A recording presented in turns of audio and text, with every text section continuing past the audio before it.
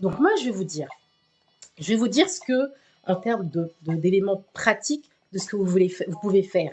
Parce que comme je vous ai dit, dans les enseignements de la Bible, quand vous allez à la Bible, on va vous dire, oui, laissez le Saint-Esprit renouveler votre esprit, laissez le Saint-Esprit, voilà, vous transformer. Donc, à l'instant T, vous allez écouter l'enseignement du pasteur.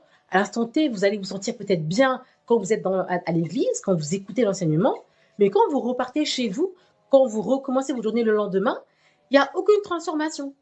Vous avez repris votre journée de la même manière que vous avez quitté l'église, en fait. Et il n'y a rien qu'à changer.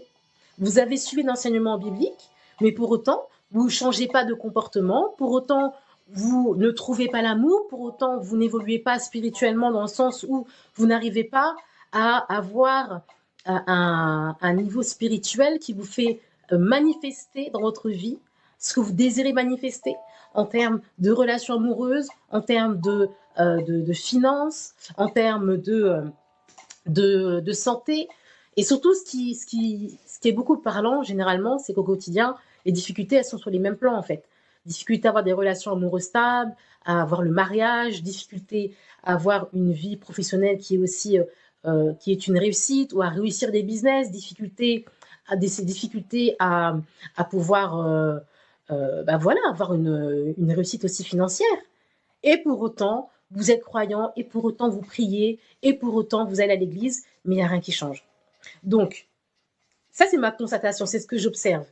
Maintenant, est-ce que vous vous rendez compte que vous pouvez aussi vivre une vie qui manifeste la grandeur du divin en utilisant les principes de la loi de l'attraction. La loi de l'attraction, ça vous dit que vous manifestez dans votre vie ce qui est de la même vibration que vos pensées, que ce que vous émettez dans le monde.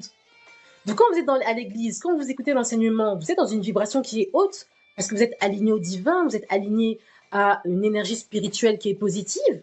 Mais quand vous retournez dans votre quotidien le lendemain, quand vous sortez de l'église, vous dormez, vous vous réveillez, et là, vous recommencez à vous tracasser dans vos soucis quotidiens.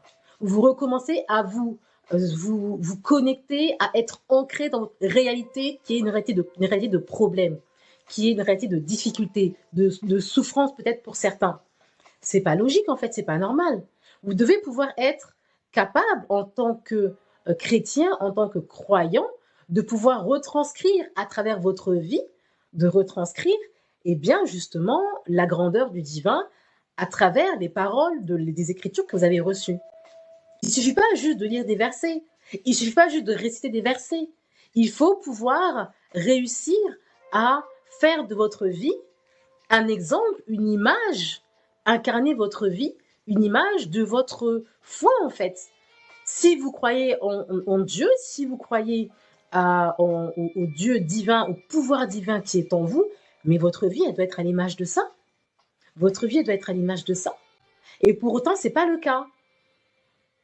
Donc, est-ce qu'aujourd'hui, vous pouvez me dire aux commentaires si c'est quelque chose que vous aimeriez réussir à changer, à transformer, si vous aimeriez pouvoir, vous qui êtes croyant, qui êtes chrétien, qui êtes pratiquant, est-ce que vous aimeriez pouvoir vivre et dire que vous avez une vie qui exprime et qui illustre en fait la grandeur du divin?